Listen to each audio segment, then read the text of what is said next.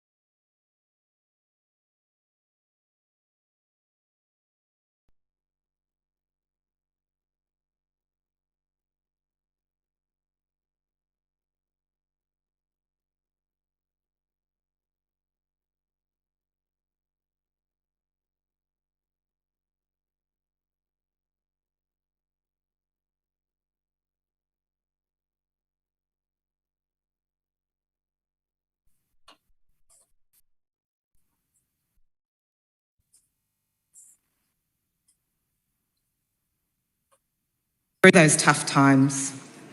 I remember when I woke several years later, the morning after he died. The cloak didn't rush back that morning, but arrived in slow motion with a new kind of inescapable weight.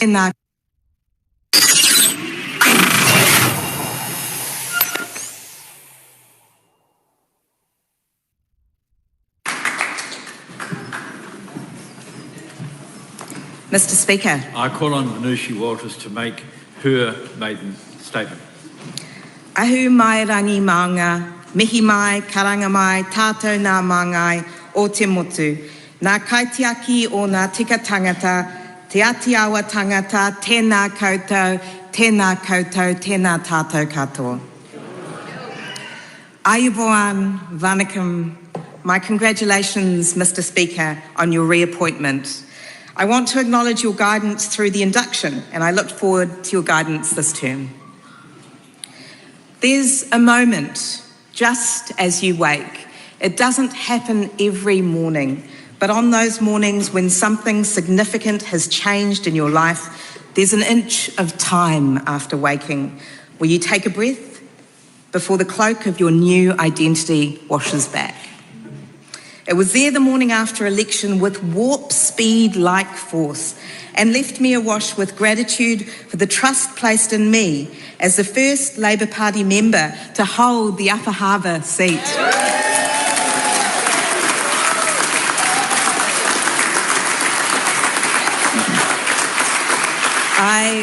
I can't claim the privilege of being the first MP of Sri Lankan descent. Thanks to the speedy work of the Parliamentary Library, I quickly discovered that privilege belongs to the Honourable Annette King. However, I am the first Sri Lankan-born member of New Zealand's Parliament, and I'm incredibly humbled to be joining a values-based, not to mention enormous Labour caucus. I'm also proud to serve under the leadership of the Right Honourable Jacinda Ardern, or as my kids call our extraordinary Prime Minister, your work friend. She's someone I deeply respect and admire. That experience of the inch of time and the rush of a new cloak of identity have become markers for my memory. I felt the rush waking up as a 6-year-old in an apartment at the crest of the terrace, connecting with the fact that I was now not only a Sri Lankan but also a New Zealander, my family having arrived in 1987. I felt the rush waking up the morning after my mother told me Richard de Soysa's story. Richard was my father's second cousin, a journalist in Sri Lanka killed in 1990 as a result of his courageous criticism of the then government. The cloak that morning arrived like a wave of outrage. Surely people weren't being tortured and killed by their own governments. And if they were, the cloak demanded I do something about it. It was a story and a feeling that began a 27-year journey in human rights advocacy for me. There is still so much to be done for human rights protection in many countries around the world, because Manitha Urimehal ane Virukum Sundamanadu, Manava Hemikam Sialantama Aiti, which means in both Tamil and then Sinhala, human rights belong to all. The rush of the cloak was there when I first nervously woke up as a qualified lawyer. It was there the morning after my father, Jana Rajanayagam, had several strokes and heart attacks, after being the finance manager of the Upper Hutt City Council and then the North Shore City Council. In an instant, he was physically unable to work and thankfully received government support through those tough times. I remember when I woke several years later, the morning after he died. The cloak didn't rush back that morning, but arrived in slow motion with a new kind of inescapable weight. The inch of time and the rush of a new identity was there the morning I woke up after 2 hours of intermittent sleep and looked at the most miraculous thing, our first baby, and then our second, and then our third. The cloak on those mornings carried vibrant new colours I never could have imagined. That inch of time and the rush of the cloak is a marker of the human experience we all share. I look around at the diversity in this Parliament, which will serve us so well this term, but as well as our beautiful differences, we share so many remarkable similarities in human experience. During my time in community law, with Amnesty International and at the Human Rights Commission, I've had the privilege of hearing many people's stories. I often think about their mornings, what it might feel like to wake and take on the cloak of parenting and advocating for a child with special needs, or to wake and connect with the prison walls around you. In recent days, I've thought about what it's like for those who wake and reconnect with their health status, with their immigration status, with their employment status. We might not be able to relate to the weight of all the cloaks others wear, but that we can relate to that feeling from the inch of time to the rush of the cloak. It's our door to connection, conversation, understanding, and respect. In this House especially, we have an obligation to consider deeply the impact of everything we stitch to or fail to stitch to the cloaks that New Zealanders wear. Mr. Speaker, there is another experience we all share, and it's something described well through a conversation 2 of our boys had in the back seat of the car. We'd just come home from a concert and the conversation went a bit like this. Elliot, did you feel it? Luca, feel what? Elliot, the electricity. What they were discussing was that feeling you get when you hear that special piece of music or you're watching that movie and the storyline and music rise to catch your heart. We've all felt it. Some of us get to feel it often. I've felt it marching with women's rights activists in Nepal and Manila, watching a mum catch her breath with pride as her daughter speaks quietly but with conviction about being discriminated against during a mediation. The electricity didn't seem to stop when I stepped on board the majestic Rainbow Warrior 2 for an interview as a climate campaigner, and it was there, buzzing through a pile of hundreds of letters that sat on the floor of a hotel lobby in Mexico, saved by a former prisoner of conscience, sent by strangers to win him his freedom, and they had. It was there with unhelpful giddiness when I walked in to sit my final exams at Auckland University and then at Oxford. The electricity danced across the room in Johannesburg as young human rights activists talked, cried, and shared visions of hope about the future of human rights. It was there embodying possibility, listening to stories about my great-grandmother, Nasim Sarvanamuttu, the second woman to be elected to the State Council of Ceylon in 1931. This is a feeling we should all have in the work we do and in the relationships we hold. This is the great ambition for all New Zealanders, not only to ensure that we look out for each other when times are tough and we must, but to support and connect people with the things that will bring that electricity. Young people should know that as we address the challenges of the coming years, there is a place for their hearts as well as their heads and their hands in the future of employment. When I was a young person, I went to hear Dame Kath Tizard speak at a women's rights conference. She talked about visiting a primary school where a 5-year-old boy puts up his hand and asks, "When you were young like us, did you want to be Governor-General?" And she replied no and asked him, "Why do you want to be Governor-General when you grow up?" To which the little boy spat out, "No, I'm not a girl." While Dame Kath was New Zealand's first female Governor-General, to this little boy, she was the only one he'd known. And the story has always reminded me that not only can great change happen in one generation, but time and time again, it does. And there is much that still needs to be done. We have an obligation to continue to address racism and discrimination. Where voices aren't represented at decision-making tables, we have an obligation to shake the tables. We must not only hear the loud and organised, but fiercely listen for piercing silences and work to bring the marginalised and disempowered from the periphery to the centre. We have an obligation to protect all human rights, including economic, social and cultural rights. And because rights are meaningless without the ability to access them, we have a connected obligation to ensure sound access to advocacy and to the courts. We have an obligation to do more and then more again to address climate change.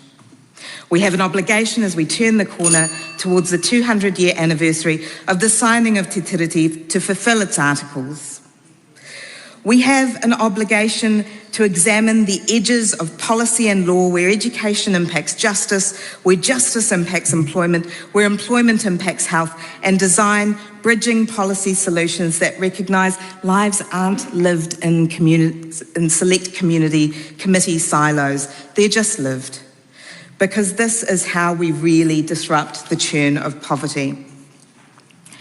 For a month at the start of 2017, I went to work barefoot.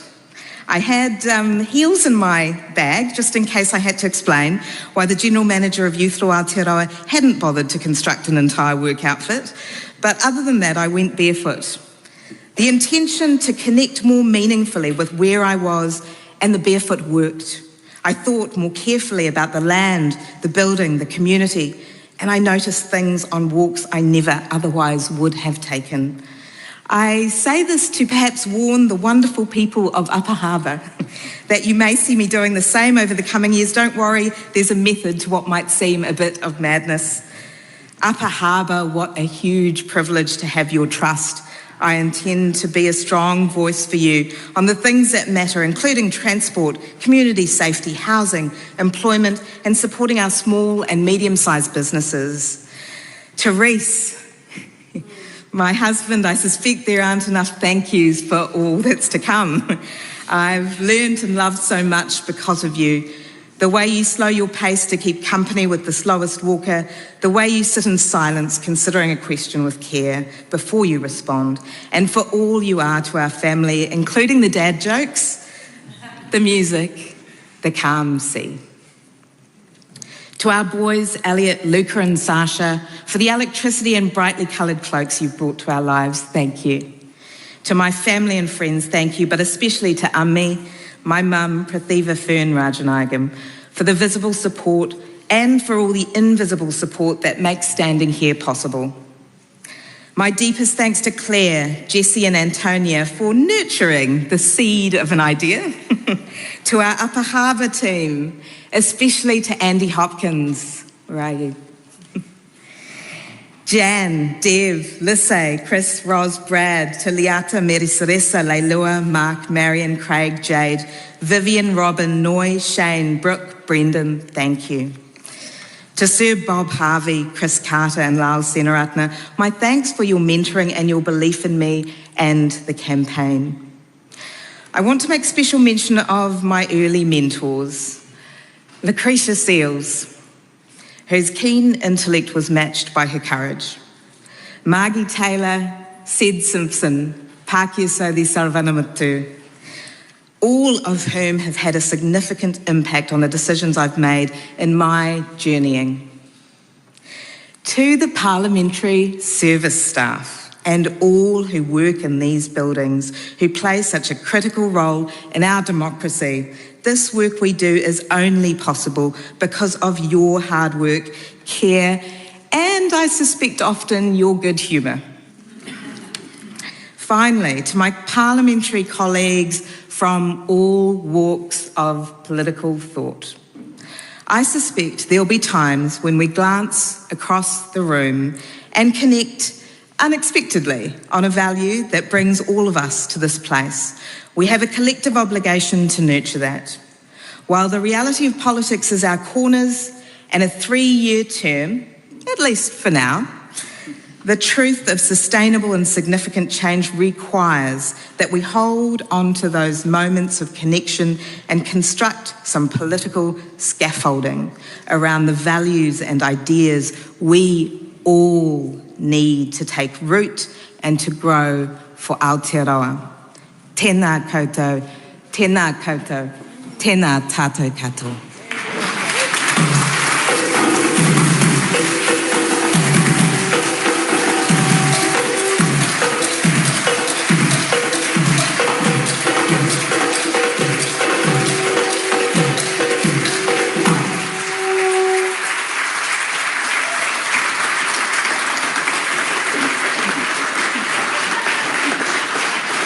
Order.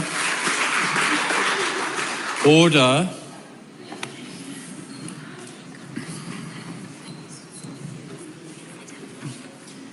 Mr. Speaker. I call Tangi Utakere for his maiden statement.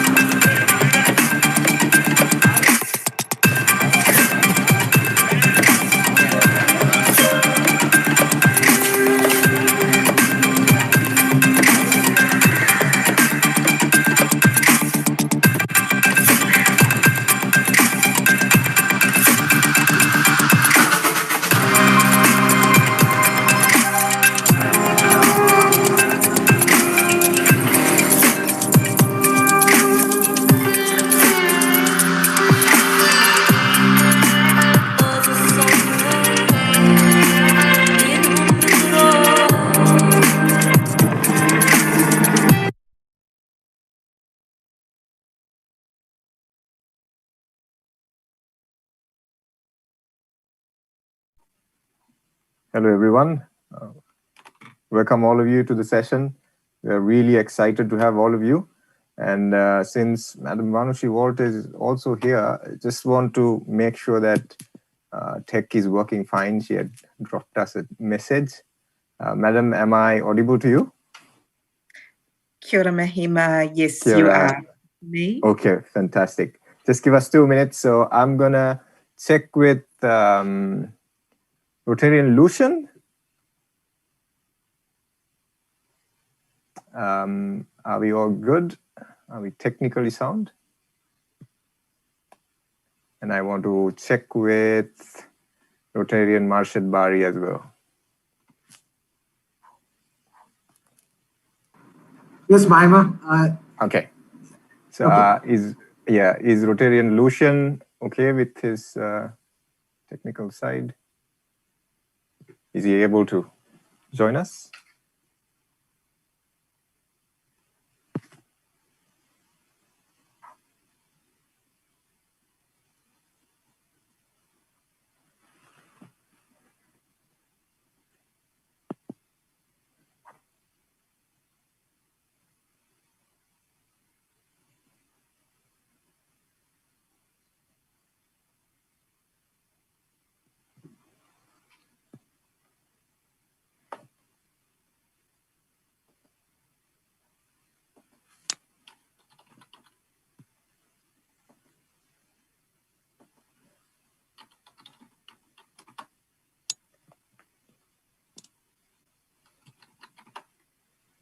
Okay.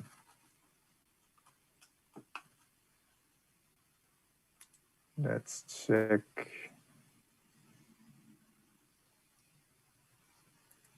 Just bear with us just to get technicalities in line, and then we'll be good to go. We have 2 minutes before we start off. Our technical team, Talib, can you check on Rotarian Lucian, please? Yes, I'm on it. Thank you.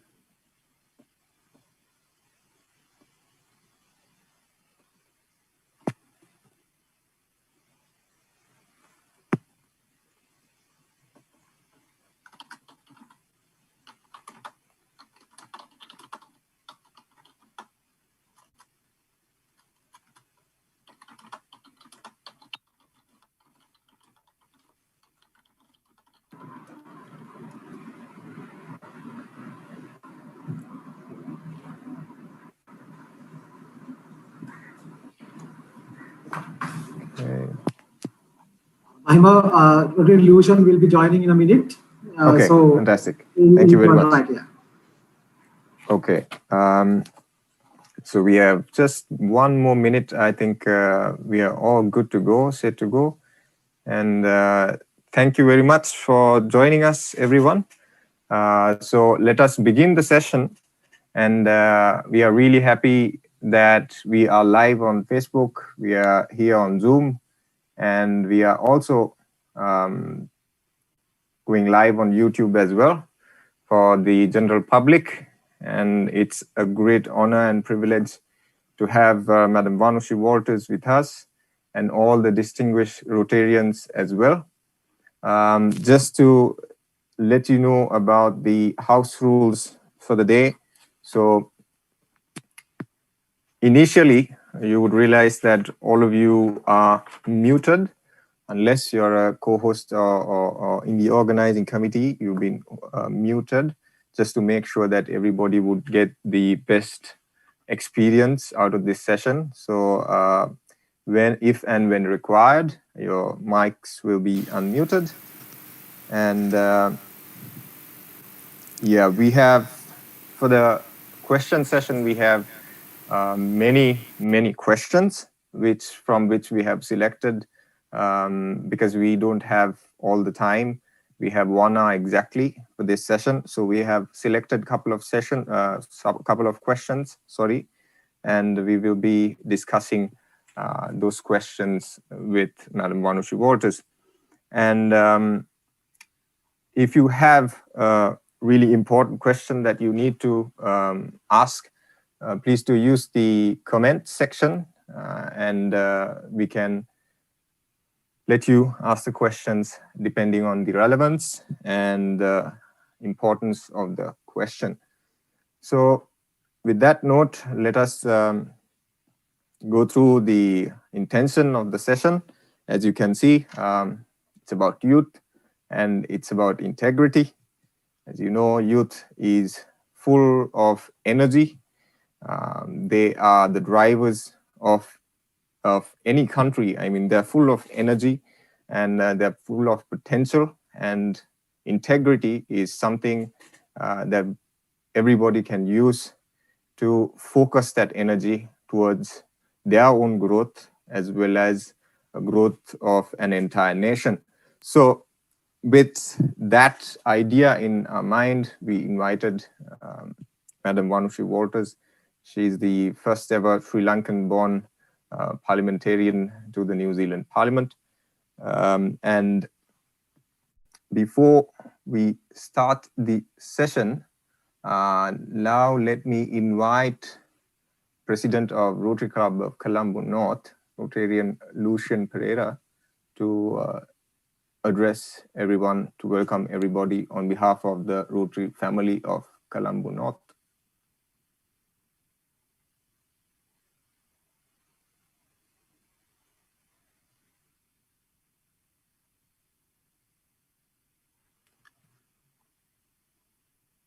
Rotary Lucian.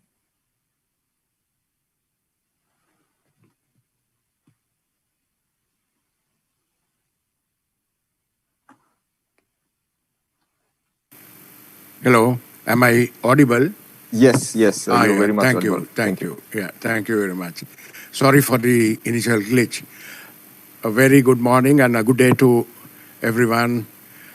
And on behalf of the Rotary Club of Colombo North and our associates in Rotaract and Interact, in fact, the family of Rotary International Colombo North, it's my distinct pleasure to welcome Honorable Vanushi Walters on the subject of youth and integrity. I think the topic that she has chosen is very apt in the context of the issues that this country is facing currently and over the past few years. There's been a big vacuum in the item of integrity among our politicians over the years, and the fact that we have celebrated 73 years of independence has not brought forth the sort of results that the population in Sri Lanka had been awaiting. And the unfortunate fact is that the leadership skills of most of our politicians lacks integrity. And I think politicians of the caliber of Honorable Vanushi Walters can teach an abject lesson to the politicians over here in this area. And I'm sure our youngsters would definitely benefit from the subject matter that she would be dealing with today. So on behalf of our Rotary family of Colombo North, once again, let me warmly welcome Honorable Vanushi Walters to this session, and I'm sure all of us who joined today will benefit greatly from the insights that she's going to give us. Thank you very much. Thank you very much, President Lucian. Yes, so our focus is youth and focus is energy, youth, and the integrity aspect of the youth and how important it is to us. And so before I hand over and give the introduction to Madam Vanushi Walters, let me ask all of us to get into the right, correct mindset for us to be really, really receptive. Let us close our eyes for a moment and be thankful to our families and to the nature and to our countries, show gratitude, fill our hearts with gratitude before we enter into the situation, enter into this discussion particularly, which I think is pretty important at this time especially. So let us do that. Let's take just 30 minutes, 30 seconds, mind you, very sorry, and just pay gratitude to wherever we belong, to our parents, to our families, and to our nature, which provides us with all this for us to live. So let's pay a little gratitude, and then we'll follow up with Madam Walter's introduction.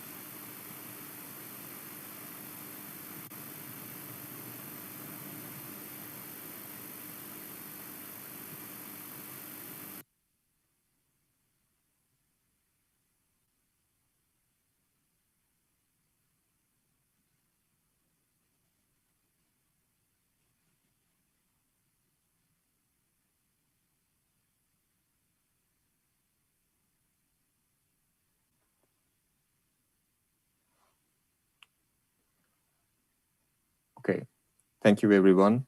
So this lady doesn't actually need a particular introduction because most of the people here are well aware of her. But as per formalities, I will speak a few words introducing her. So she family moved to New Zealand in 1987, if I'm correct. And she's currently the parliamentarian representing the Upper Harbour seat here in Auckland, New Zealand. And her passion is mostly on human rights. She's a human rights lawyer.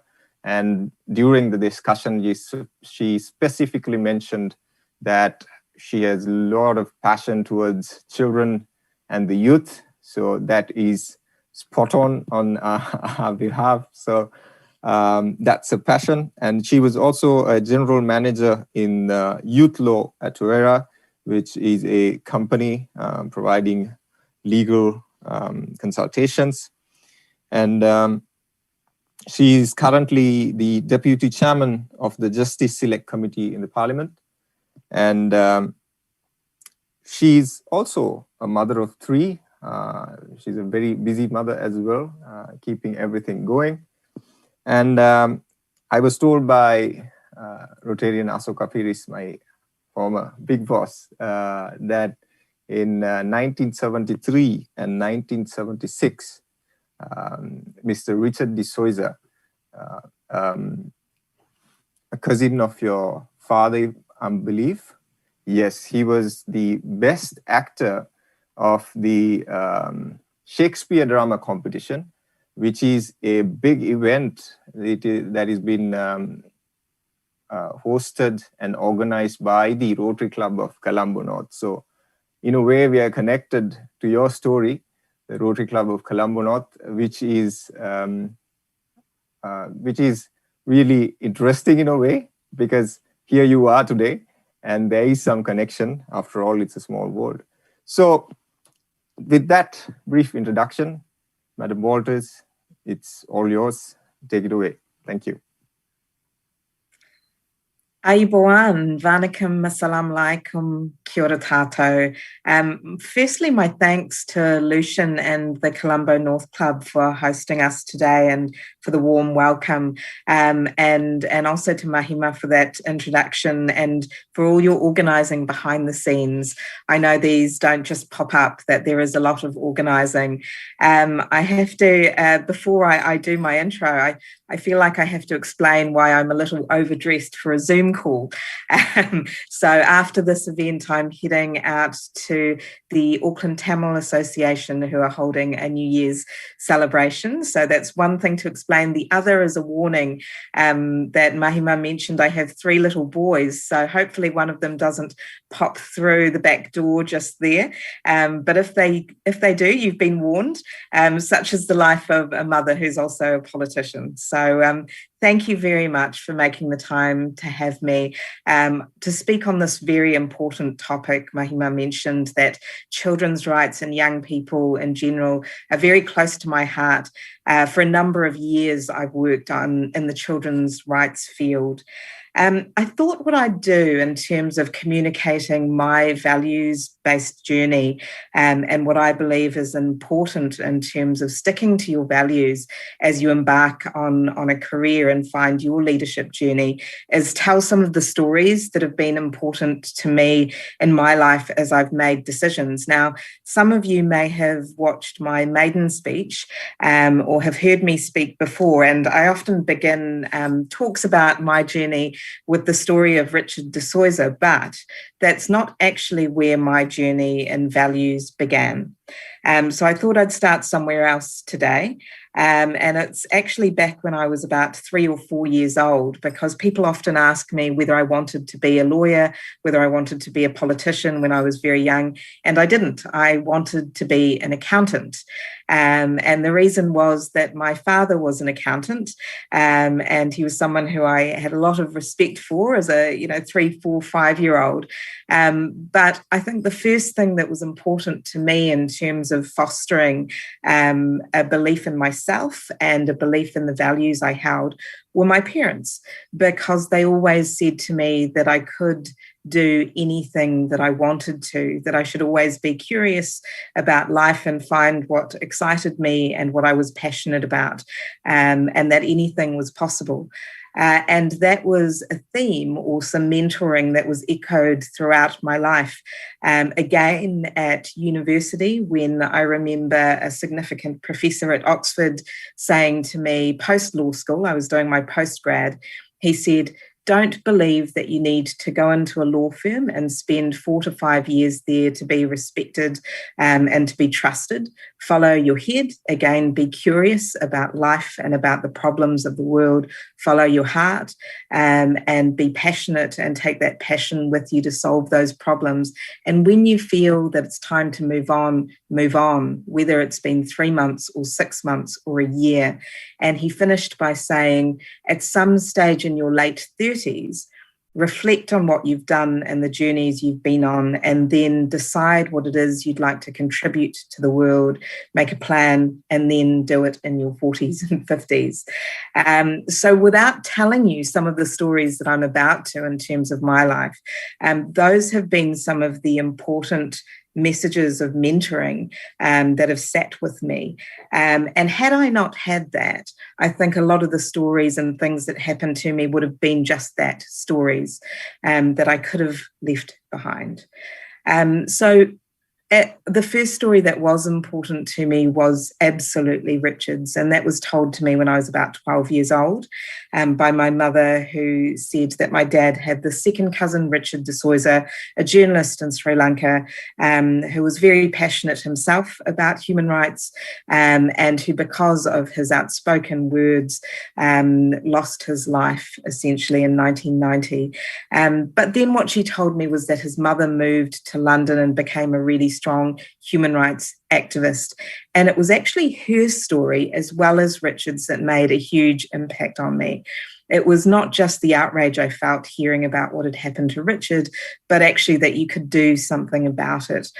So from the age of 12 or 13, I joined Amnesty International, and from there got involved in leadership groups, eventually with the New Zealand Amnesty entity. And that was really through what I would call the generosity of a thoughtful introduction.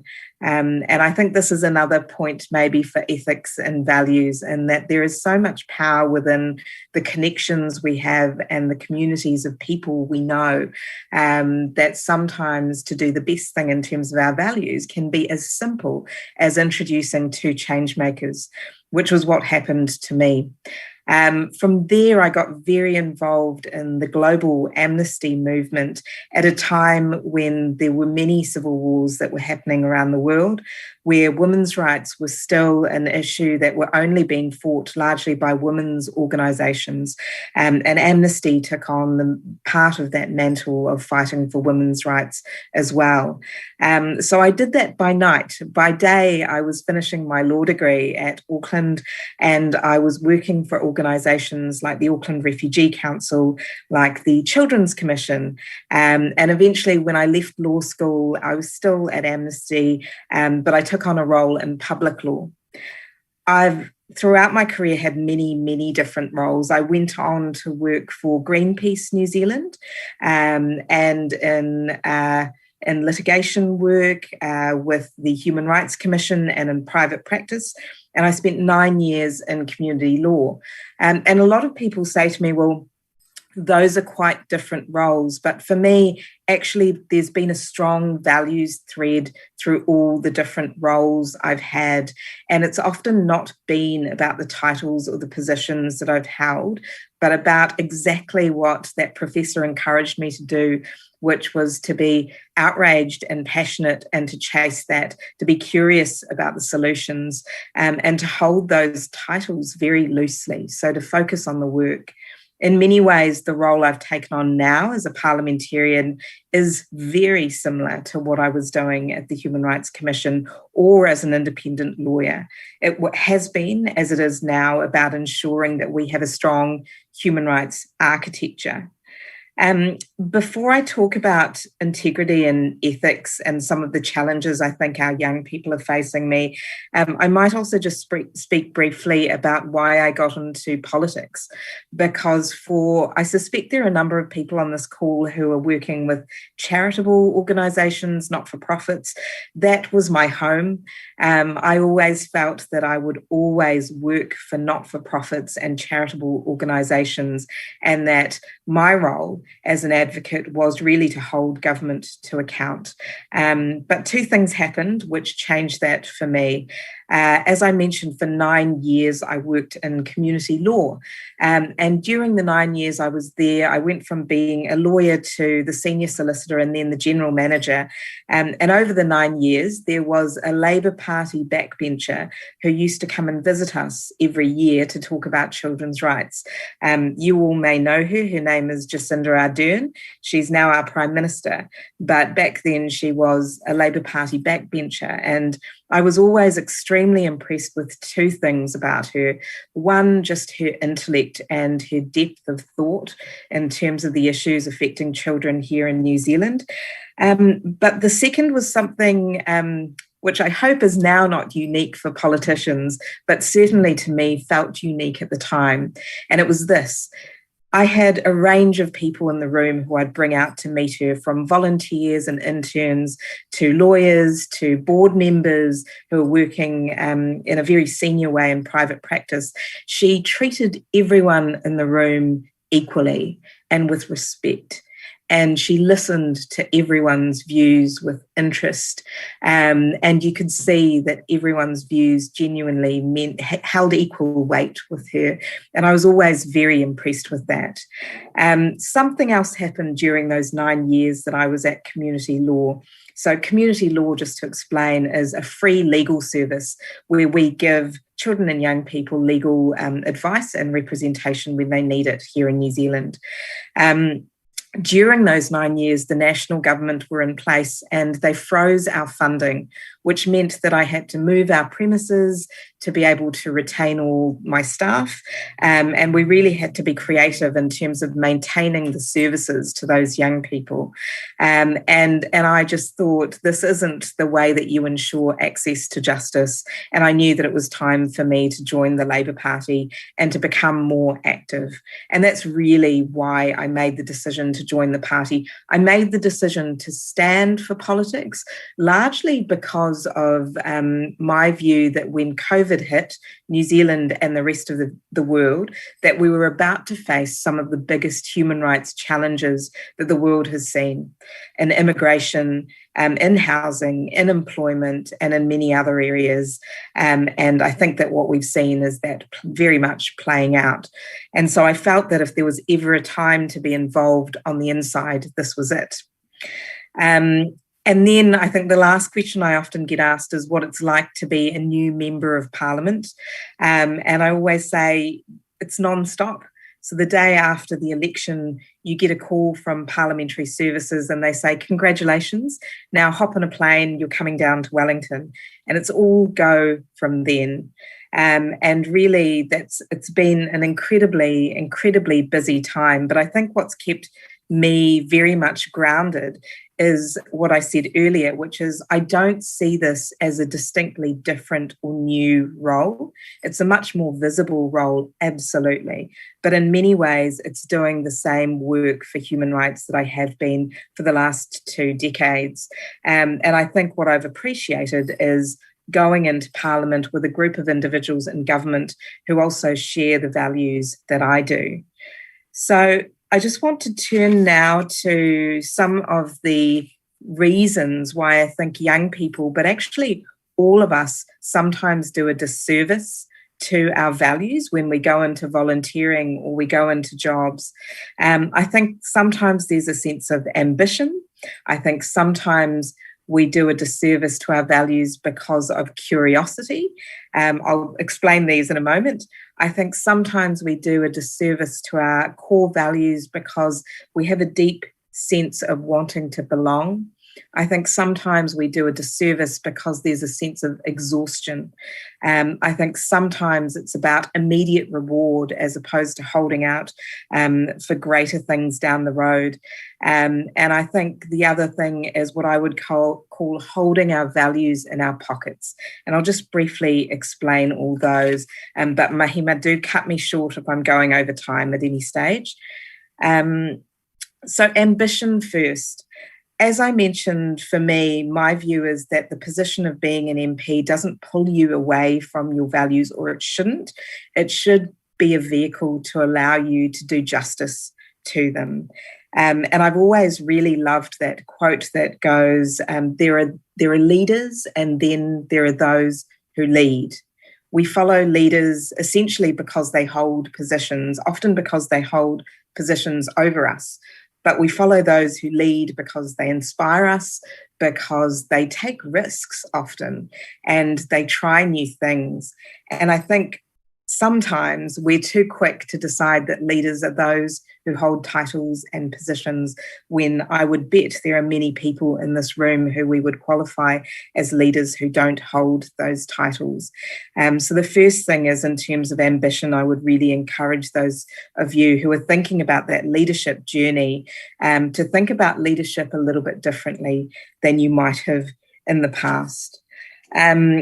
The second thing I spoke about is curiosity. I do think sometimes we can have a set of values as we begin a journey in volunteering or in pursuing a career about human rights or about a cause, and then just be curious about what it might be like to have a role that didn't touch on any of those things. What would it be like if you didn't have to spend your weekends volunteering, or if you went entirely into the corporate sector? And I know there are a number of corporates who do a great amount of social good, but what would it be like just to be in that space without having an obligation on the side? And to be quite honest, I don't think that there's anything wrong with curiosity. I myself have been in corporate law for a year, and I tried it and it didn't work. I was in insurance litigation for a year, and what I found was I was just pulled to do more and more volunteering in the evenings.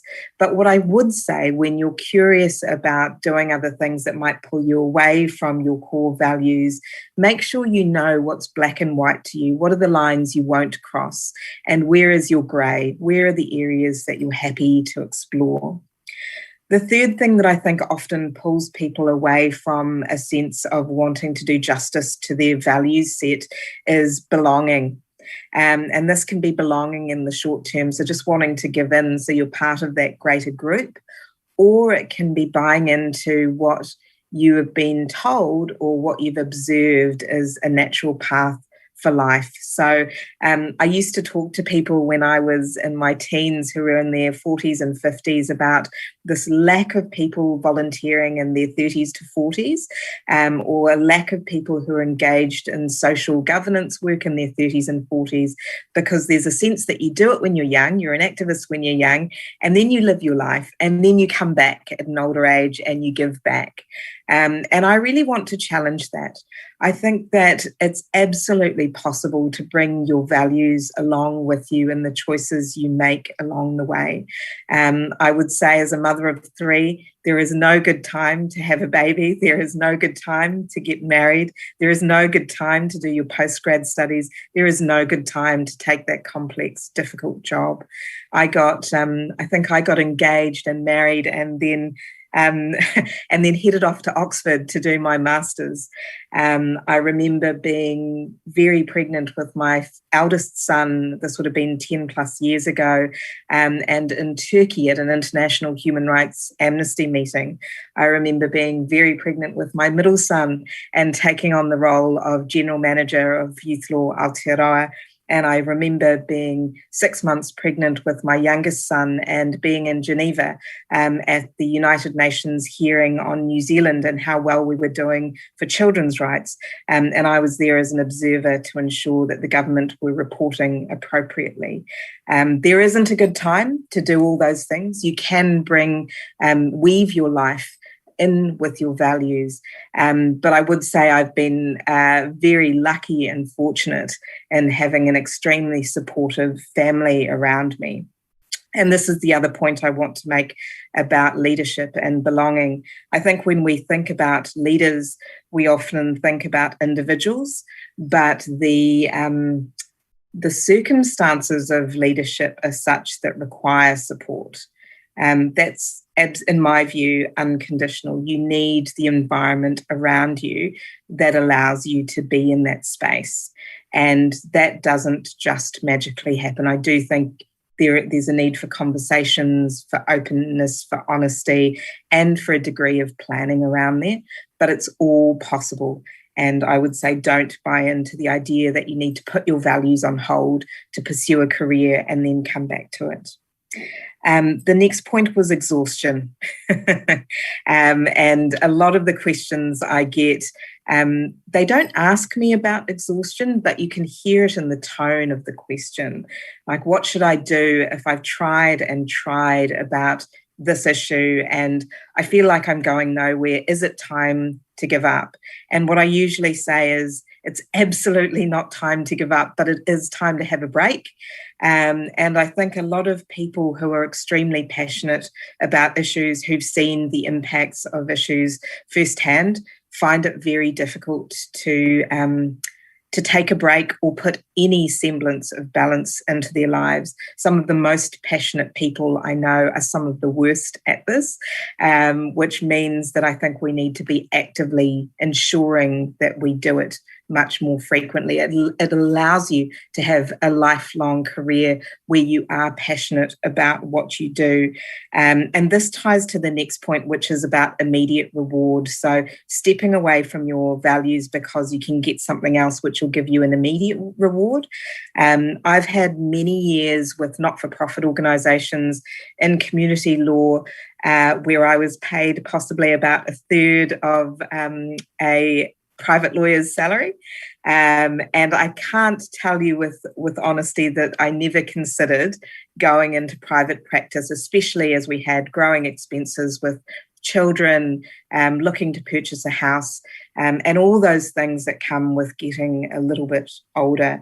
But again, I do think that it's possible with balance and with planning to be able to achieve what you want to achieve, and still have the family life that you want to. I think it's also possible to integrate fun into jobs that have a purpose. Many people say to me, you know, it's so easy to focus on what's fun and doing what's fun now instead of what's important. And I often say to them, but if what you're doing, if what you're working at now isn't bringing you some sense of joy and fulfillment, even if it is important, you're not the right person to be doing that job. And that's hard to hear, but I do think it is important to find something that brings meaning to your life, that is purposeful, but also that brings you joy, and is absolutely important to weave that into the causes that we are working on, to the entities that we're setting up. I recall being at a Greenpeace Christmas party, where the Christmas party was we all caught a boat out to an island, planted trees for the day, and then had a very easy, simple picnic. And it was joyous and it was purposeful.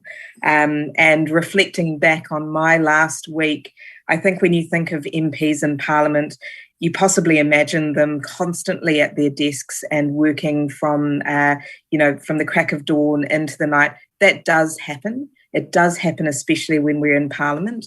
But we also do take time out because we know that you need to have balance in your lives. Last week, I was at a Buddhist temple in the North Shore early morning on the Sunday to celebrate New Year's with them. I then went to a women's rights conference to talk about women's empowerment, and I took my two youngest sons with me. The following day, I took the morning off and went to a trampoline park and jumped up and down for about an hour with my kids, and it was glorious. And then that afternoon, I looked at constituent issues about all sorts of things that affect the constituents in Upper Harbour. And then later in the afternoon, I attended a select committee for the Justice Select Committee that I'm the deputy chair of. So don't forget to be whole people in your lives as well. The last one I wanted to talk about is something I call keeping our values in our pockets. And I think those of us who are very values driven, who weave it into our lives, often say things like, we hold very tightly to our values. We hold very strongly to our values when we're having to make a decision. We go back to our set of values and then we decide what we're going to do. I'm going to ask you to question that a little bit, because I don't believe that values should sit in pockets as a set. I think values lie more in rivers than lakes. So they shouldn't be stagnant. They should be living. They should be absorbing what's happening around them. They should be growing and evolving as the challenges of our world change. And I think too often in the past, what we've done so too well is hold on really tightly to values that we've drawn dark lines around. And what we ought to be doing more is adapting them, holding them in our hands, yes, but turning them over and examining whether they're still fit for purpose. With challenges like climate change, with challenges like child poverty here in New Zealand, with challenges like COVID, sometimes the values that we've kept in our pockets, it's not that they're no longer fit for purpose, but they certainly need to be re-examined to see how we're going to evolve and live them in a new kind of way. So perhaps that's a good place for me to close off. I know there are some questions, so I do want to save some time for those. Shall I hand back to you, Mahima? Yeah, that's really interesting. Some of the material really struck on us, like not trying to hold on to the title, but focus more on the work. It's make perfect sense. And yes, very practical indeed. Thank you very much for sharing those thoughts. We were supposed to take a little break between the sessions, but this is becoming interesting. So let's not break the flow. Let's continue if that is not a problem with the others. So values, Madam, can you elaborate a little bit on values for our youth? What type of values do you actually, give an example, what type of values do you adhere? And what are the values that you are willing to adopt? If you can give us an example.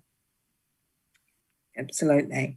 I actually think one of the things I've always valued the most is hope and having a sense of hope. And maybe I'll tell a short story, which those of you who watched my maiden speech might might know, but it's always meant a lot to me, which was hearing Dame Kath Tizard speak. She was New Zealand's first Governor-General in New Zealand, first female Governor-General, and she talked about visiting a primary school where a 5-year-old boy puts up his hand and asks, when you were young like us, did you want to be Governor-General? And she replied no, and then asked him, why do you want to be Governor-General when you grow up? And this little boy just spits out no. And when she asks him why, he said, I'm not a girl. And I've always really loved that story because it said to me that although we think that things are hard to change, and many are, that actually time and time again change does happen in the world. She was our first female Governor-General, but to this little boy, she was the only one he'd known. And I think without that sense of hope that our work, our advocacy, our activism, that lawmaking, that talking to politicians, submitting to select committee, that lobbying, that campaigns can bring about change, then we don't have the actions that follow. So hope is absolutely fundamental for me. I think also integrity in terms of how you go about your job. And integrity to me means a number of different things. It means ensuring that I'm being professional in terms of the role of MP. So not being unduly influenced in ways that I shouldn't be, but also being open to listen to new ideas, to being accountable in terms of my role and how I'm carrying out my role, but accountable in all aspects of my parliamentary life, which includes financial accountability. Who's sending me donations? Where am I agreeing to speak? Who am I saying yes to? Who am I saying no to? A lot of the things that Transparency International speak to in terms of the integrity of the political process.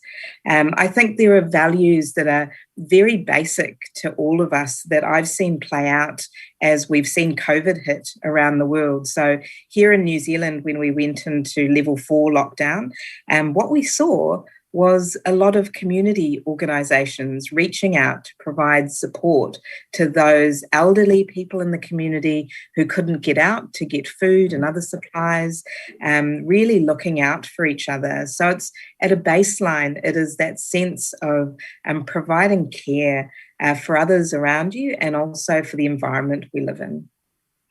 Okay, yeah, that makes sense. And another thing that I want to harp a little bit more on is purpose. What is your purpose? That is part of most of the questions from the youth as well. So on one side, you were talking about how, if I translate it, how to be gentle but firm when it's required, when it comes to dealing with the outside world, so that you hold your integrity. And the other side of things is, what is your purpose and how aligned are you with that purpose? Can you give us a little bit of elaboration on that, please? That's a great question. I think the second part of that question is tricky. So what is my purpose? I think for me, what I would like to see is not just a New Zealand where human rights are respected, where everyone's human rights are respected, but a world where that's true. Which is obviously a huge vision. I've worked on parts of that in the different roles I've held, but ultimately that is the purpose that I work for.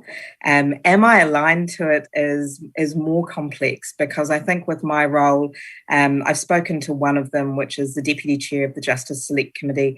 I also sit on the Regulations Review Committee, who review things like the COVID orders. I'm the chair of the Multicultural Caucus for Labour, and I'm an electorate MP, so serving the people of Upper Harbour in terms of their needs as well. And so what I find is that what I sometimes say to some people is it would be very easy to spend the next 2.5 years moving sand across the beach. And what I mean by that is there are so many issues out there that individuals are facing in the Upper Harbour community, but across New Zealand, and issues that as a community lawyer, I desperately want to help each and every one of them with. However, that also takes time, and it takes time away from identifying some of those bigger what I would call bolder issues. And so what I would like to do is make sure I take time to identify what are the, one or two big human rights issues that I'm well aligned to contributing to in terms of making change. So that's possibly within the justice space, given my role there, and it's also possibly within the multicultural community space. And that's really the two areas that I'm looking to in terms of some of the proposals that I'm bringing to the table. Okay, yeah. So human rights in an international level, that's globally, that's your purpose. And you're trying to aligning yourself, I can understand, must be really tough with multiple rules. But at the end of the day, all your mentality is focused towards that, which has been the case throughout your life, I guess. Yeah, it has. And I mean, of course, given I'm here in New Zealand, there is a strong focus on what's happening in New Zealand. And there are very live human rights discussions that are happening here, including on things like discrimination, hate speech versus free speech, for example. So no doubt that will be a focus for me over this term in Parliament. But that broader sense of human rights across the world, absolutely, yeah. So we promised that we would let a couple of our audiences ask questions. Janiti has a question. Janiti, if you can unmute yourself and ask your question, please. Thank you. Yes, I hope I'm audible. Yes, you are. My question for you is, first of all, you're such a great inspiration. I mean, you're a mother of 3 and also a member of the Parliament. I'd love to know how, as a lady, how you balance and manage schedules to be this great multitasker you are. Thank you, Janathy, for the question. Again, I have to go back to the village that is our family. So just outside the door back here is my husband, who's keeping 3 very active boys fairly quiet at the moment. So he's a lawyer as well, but we're very thankful that he's able to work from home. So he has quite a lot of flexibility. And we made a family decision when I spoke about my intention of considering becoming an MP, about what that would mean for the family. So he's incredibly supportive. He always has been. But I also have to say my mother has been a huge support. So my mother lives with us, and so she's almost second mum to the boys when I'm in Wellington, especially. So it is hugely that family support. A lot of people have said to me that it takes about a year to get into a routine of how it's going to work for your family. So I expect we've still got some learning to do. We're only halfway through that so far. But I've found that taking the boys with me to Wellington sometimes, to meetings, is fantastic, because not only do I get to spend time with them while I'm attending some of the events, but I really love the idea of them understanding what politics is, what democracy is, and feeling comfortable in Parliament. I have to say it is extraordinary how many young children there are who now run around the halls of New Zealand Parliament.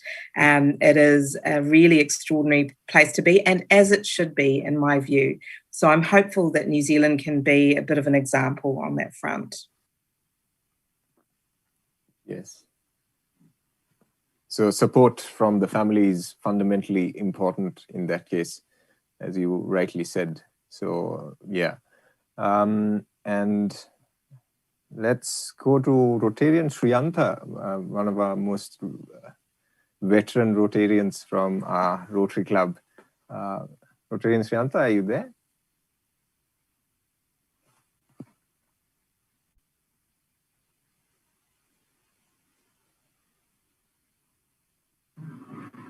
Rotarian Shriyanta, you have to unmute. Yes, sir.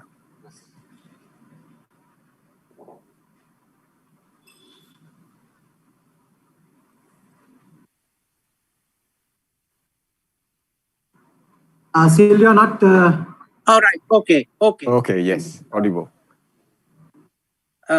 May I first congratulate Ms. Walters on a very articulate and a thought-provoking speech. I congratulate her also on her appointment to the Parliament.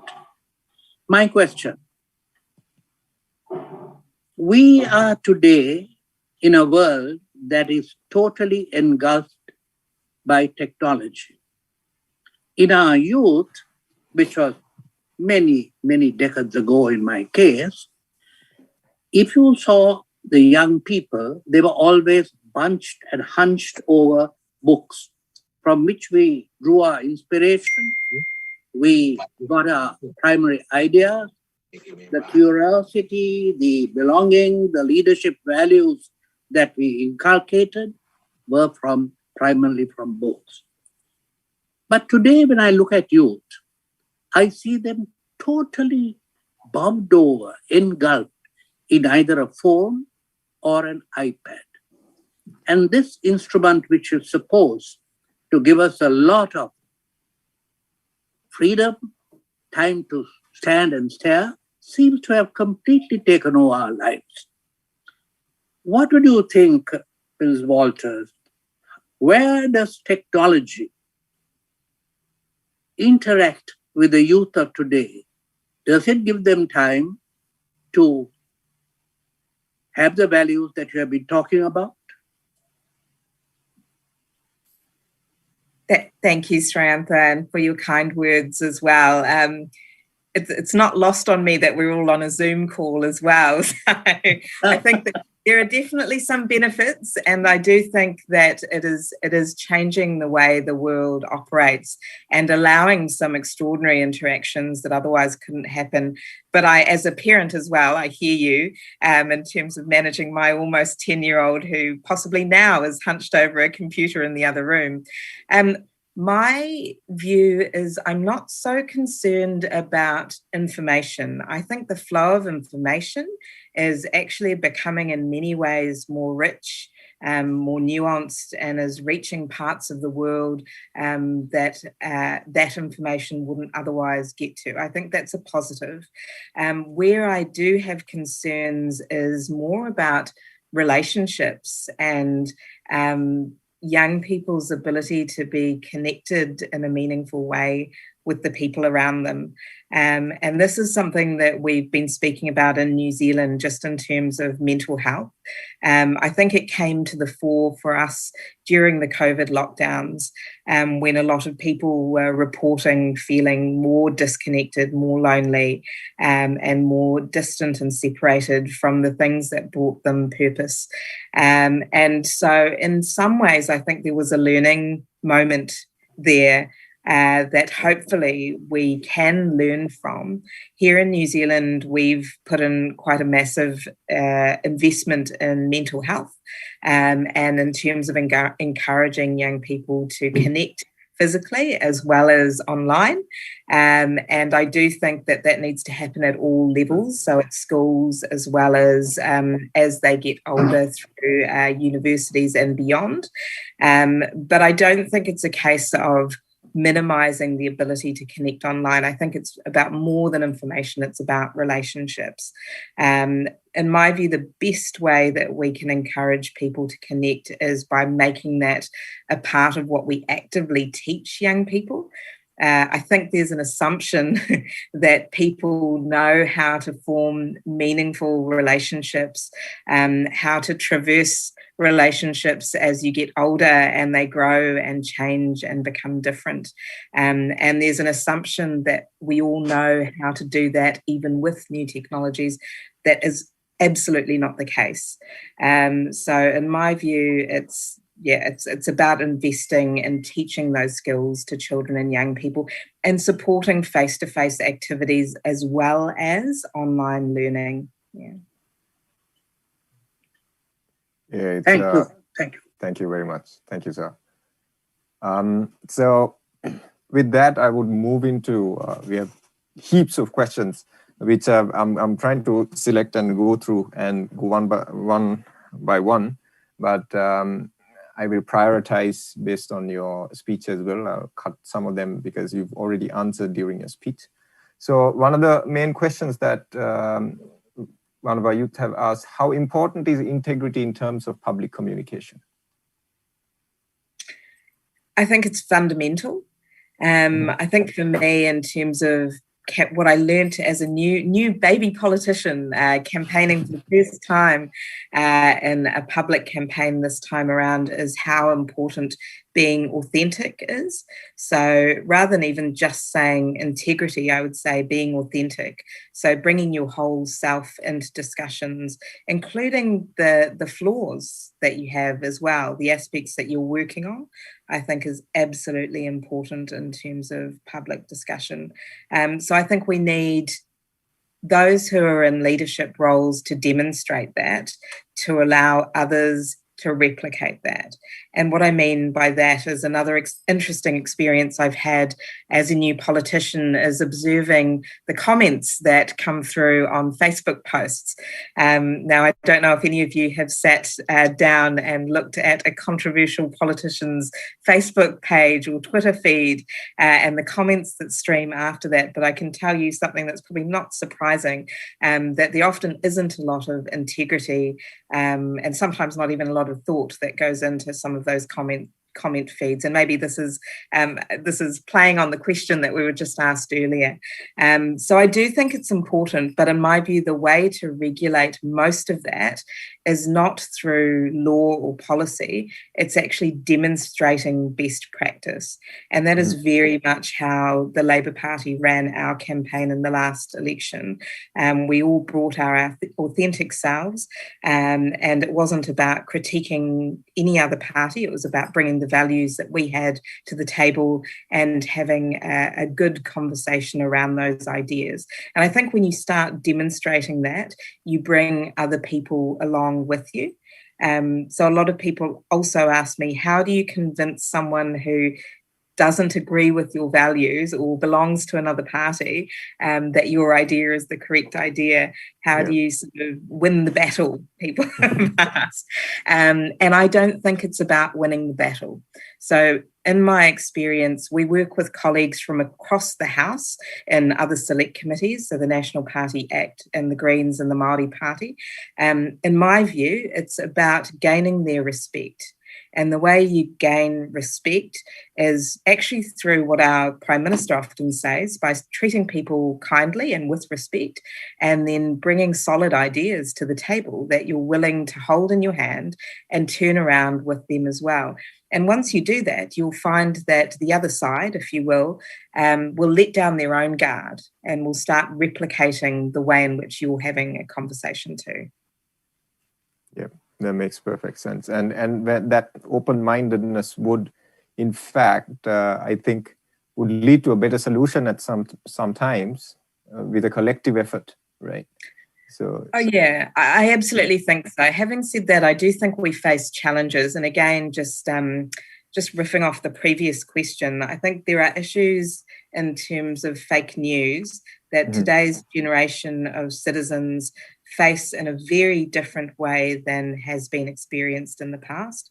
I think we have issues of hate speech online, which are being faced in a very different way by this generation of citizens globally than they have in the past. So there are things that need to be combated with policy and law. But for the most part, in terms of trying to encourage rational, respectful, professional conversations that will lead to progressive and sound outcomes, I think that's about our leaders demonstrating that's how we're going to do things. Yeah, on that line, madam, if I can ask you one of the questions that have been popped up as well. If you are under racism or discrimination of some sort, you're a professional in the area. As a person, how can you react to such situations? And I'm not going to ask you whether you have personally gone through. I mean, it's I would say any one of you would have gone through some sort of a discrimination. So more than that, what we need to discuss is how can one face such discrimination or racism. On the other end, we try to get the legislations and things going, but on a personal level, how do we handle those things? Absolutely. And I suspect that there are many people on this call who've faced discrimination of some sort, if not racism overtly. I will tell you a story because it links to how I think we ought to respond. And it was when I was about 5 or 6, I was walking from my primary school to my mother's office, and I was followed by a New Zealand European male in a suit, much older than I was, who started saying things like, "You don't belong here, this isn't your country." This was back, I mean, this would have been the early 90s at the time, or the late 80s possibly. And I always remember telling my mother, I finally plucked up the courage to tell her, I think a few days later, and she looked shocked initially, but then she said, "That poor man, just imagine what he's going through and what he's lived through, that he would say that to a 5-year-old."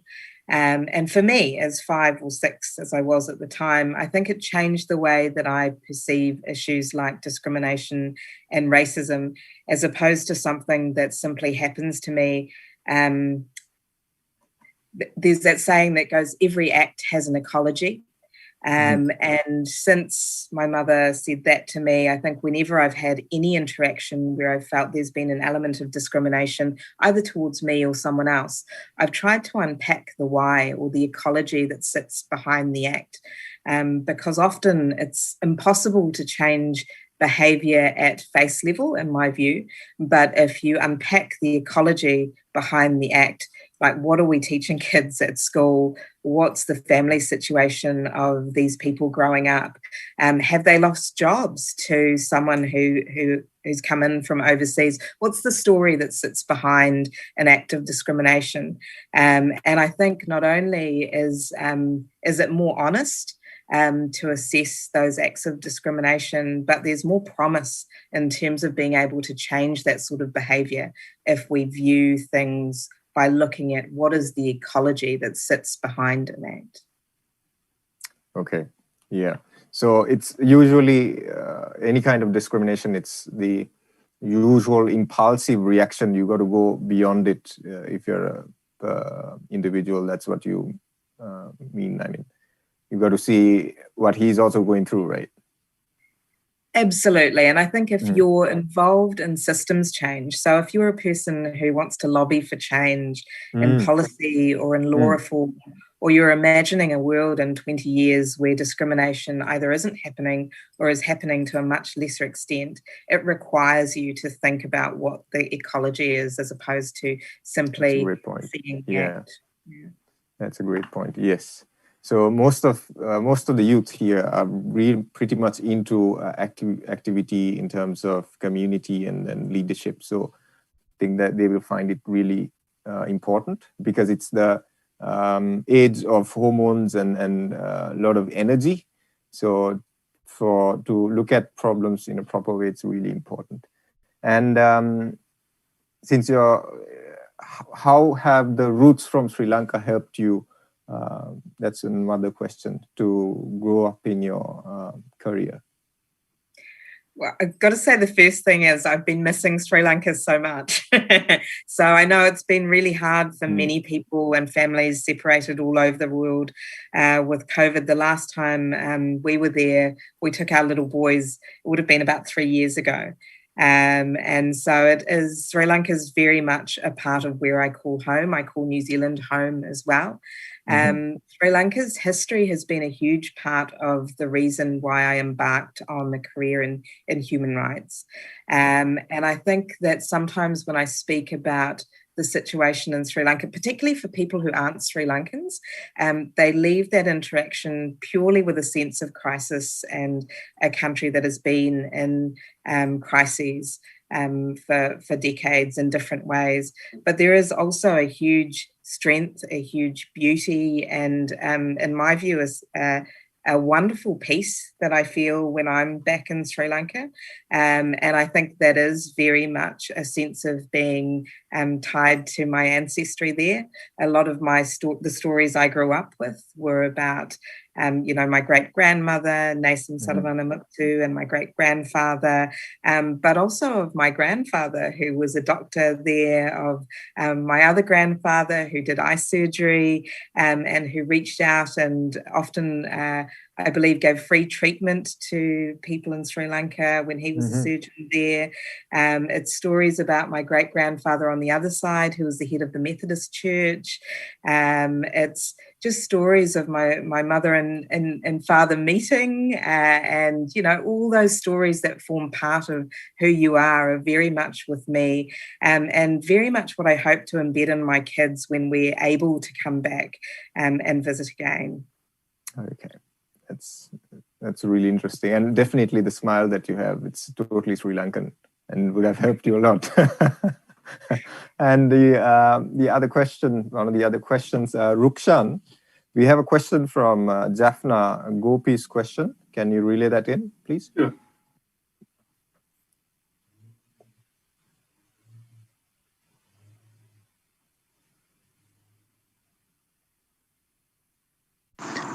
வணக்கம், நான் யாழ்ப்பாணத்திலிருந்து கோபிநாத். இந்த வாய்ப்பை வழங்கிய Rotarians அணியினருக்கு எனது முதற்கண் நன்றிகளை தெரிவித்துக் கொண்டு, இந்த சந்தர்ப்பத்தில் நியூசிலாந்து நாட்டின் பாராளுமன்ற உறுப்பினரான உங்களிடம் நான் கேட்க விரும்பும் கேள்வி யாதெனில், இன்றைய இளைஞர்களுக்கு நீங்கள் யாது கூற விரும்புகின்றீர்கள்? அதாவது அவர்களது எதிர்கால திட்டங்கள் மற்றும் நிதி சார்ந்த தேவைப்பாடுகளுக்கு உங்களால் வழங்கக்கூடிய அறிவுரைகள் யாவை? Okay, thanks, Rukshan. So Gobi's general question is about how to face challenges. Let me put it this way. So when you hold your integrity, your values, you might not be in the environment where those are supported. You might be in an environment where you get challenged. So your ideas are challenged, your values are challenged. How do you guide yourself in that type of an environment? How do you face challenges, basically? Thank you. I think that's a really important question for leadership as well as integrity. I think, unfortunately and fortunately, leaders tend to be those who do stand out and often don't share the views of people immediately around them. But it doesn't, of course, mean that they're wrong.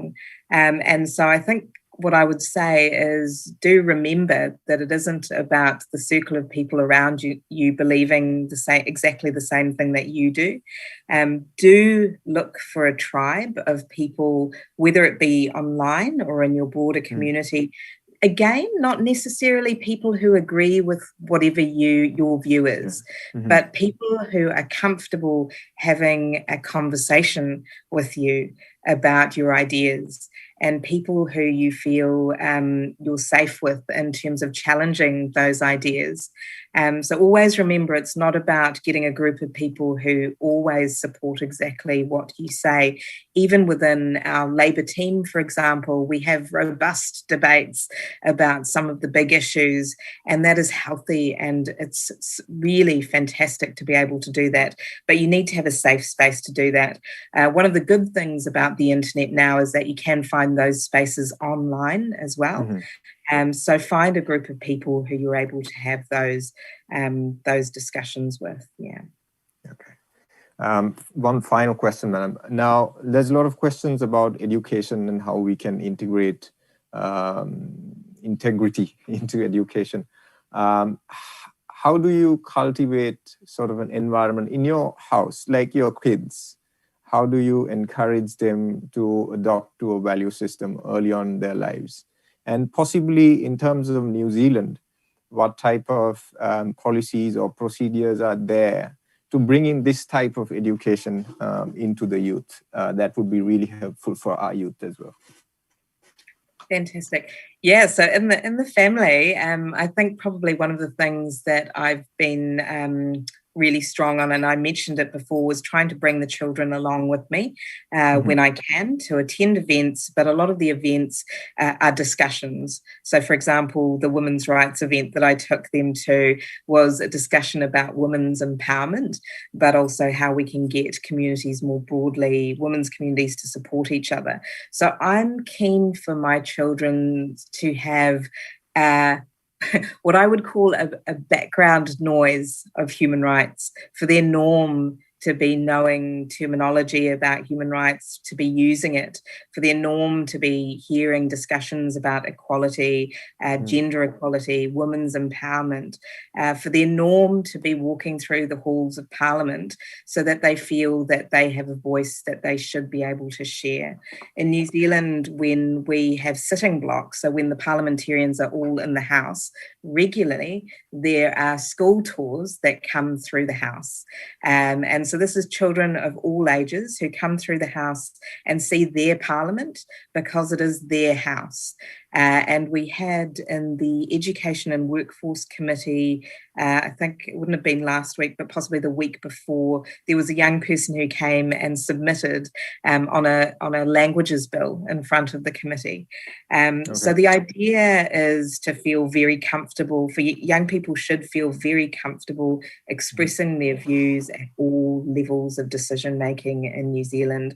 I do think we're fortunate in that we're a smaller country in terms of population over here, but it's something that we very much encourage. And the same in terms of sharing ideas around the dinner table and having, family meetings where people can canvass their views and their arguments. We've tried voting on various things, which has its pros and cons when you have 3 children and 2 adults, I can tell you. But it's the little things you do. And my eldest son is very much an environmentalist as well, and so holds me to account in terms of what the Labour Party are doing on that front. My view, beyond having children coming through the Parliament and feeling like it belongs to them, which it does, is that in all schools and across the world, really, we need a robust citizenship, ethics, cultural intelligence training program that's not just substantive, but that is active. So not just about learning in a classroom about what different cultures are like, but actively going into different religious facilities, talking to different religious elders, having an experience so it doesn't feel so foreign in terms of what your ordinary life is. Okay, yeah. That speaks a lot. And one more final question.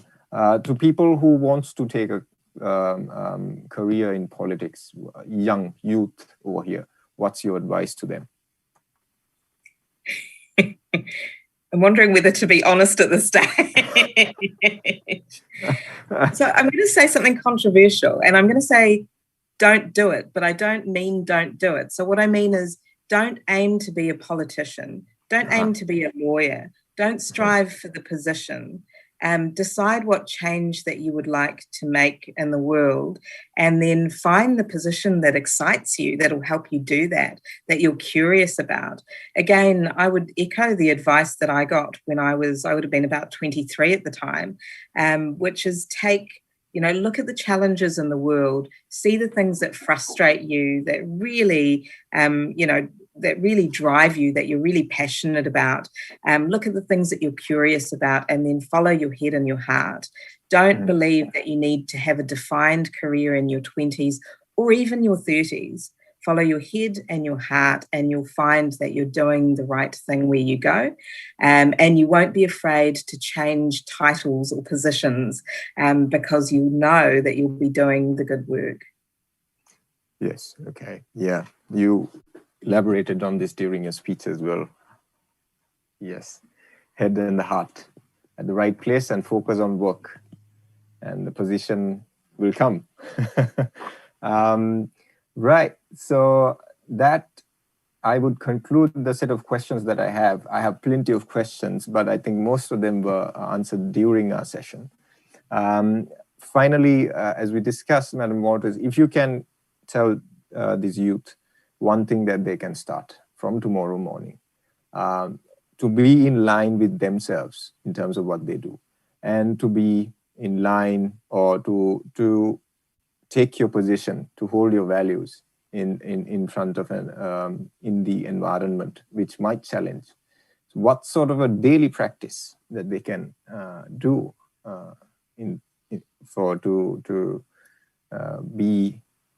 to uphold their values? I mean, I would suggest that it's really useful to write them down. because sometimes we use the term values and make an assumption that it means the same thing to all of us. And the truth is that values do mean different things to different people, and there's a different emphasis depending on the work you're doing, where you are in your life. So I'd say write them down. Don't write a terribly long list, but think about what is really important to you now. And then after you do that, think about what you're doing in your life now and whether that echoes the values that you believe are really important to you.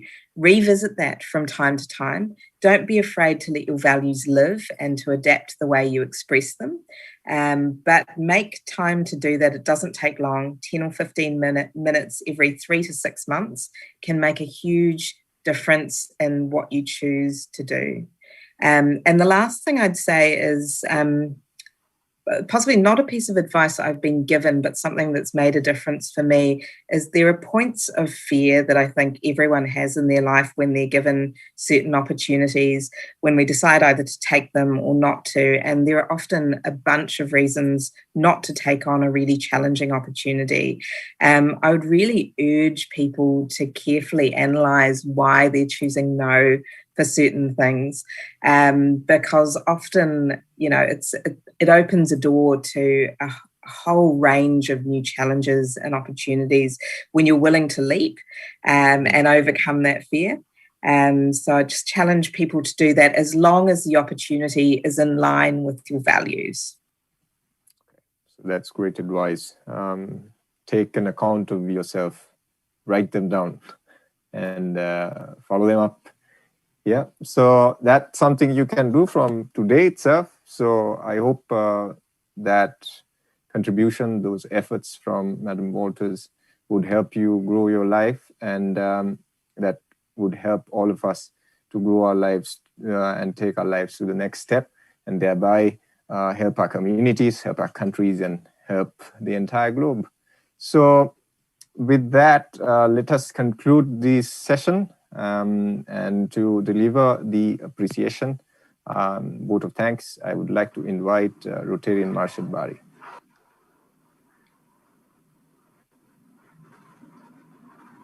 Thank you very much, Mahima. It is indeed a great honor and privilege to deliver the vote of thanks on behalf of the Rotary Club of Colombo North in Rotary District 3220, Sri Lanka and Maldives.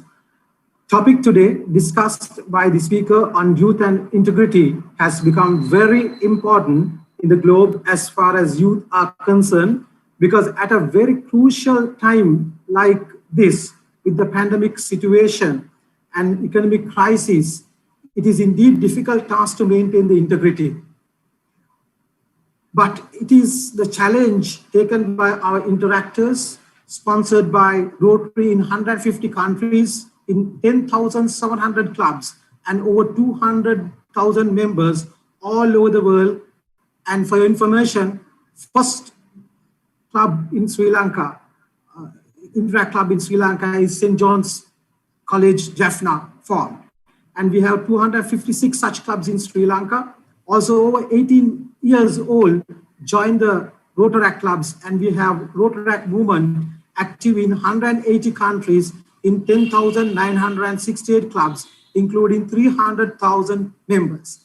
They all focus on the four-way test of Rotary, which is a guide which says of the things we think, say, or do. Is it the truth? Is it fair to all concerned? Will it build goodwill and better friendship? Will it be beneficial to all concerned? This is the four-way test in Rotary we follow. So this will help these youth involved in Rotary to maintain their integrity under any circumstance and any challenge. Also, Madam, we admire the leadership of Her Excellency, the President of the New Zealand, Jacinda Kate Laurel Ardern, 40th Prime Minister of your country from Mount Albert, who was a Prime Minister at 37 years old, who is the world's youngest female head of government and only the second to become a mother while still in office after Benazir Bhutto. And In 2007, Jacinta became the second woman ever elected president of the International Union of Socialist Youth, the world's largest international political youth organization. I take this opportunity to thank our speaker today, Honorable Vanushi Walters, who is coming from such an inspiring, youthful background, who made our country proud and inspire our youth, being the first and only Sri Lankan-born parliamentarian to be inducted to the Parliament of New Zealand. And she was the first Labour Party member to be elected for the Upper Harbour Street. And being a mother of 3 sons, I'm quite sure she will know better how to handle the youth and inspire them, as her speech today inspired the larger gathering from Sri Lanka and across the world. To be very honest, there are so many people are joining today from Serbia, USA, and I can't, 30, 40 countries listening to you today, madam. I also take this opportunity to thank the President Lucian Pereira and the Board of Rotary Club of Colombo North to support this great initiative, and our youth partners who continuously supporting this event, preparing themselves day and night. Yesterday, late night, we finished around 3 o'clock a.m. in the morning. President and the Board of Interact Club of Wesley College, Carey College, Interact Club of Colombo North, along with Rotary Club of Colombo North, Rotary Club of Sri Lanka, Rotary Club of University of Colombo, Faculty of Medicine, and Rotary Club of Imperial College. Thank you very much for all your efforts. One important person I wish to thank. Without him, this program would have not been a reality. The moment Honorable Vanushi was elected, I told him somehow get her on a program like this, and he obliged my suggestion and start working on it, and he made it today. Charter President of the Rotary Club of Sri Lanka and our Rotarian Mahima Veerasinghe, our heartiest thanks go to you for all your great efforts and moderating the session today. Once Martin Luther King Jr.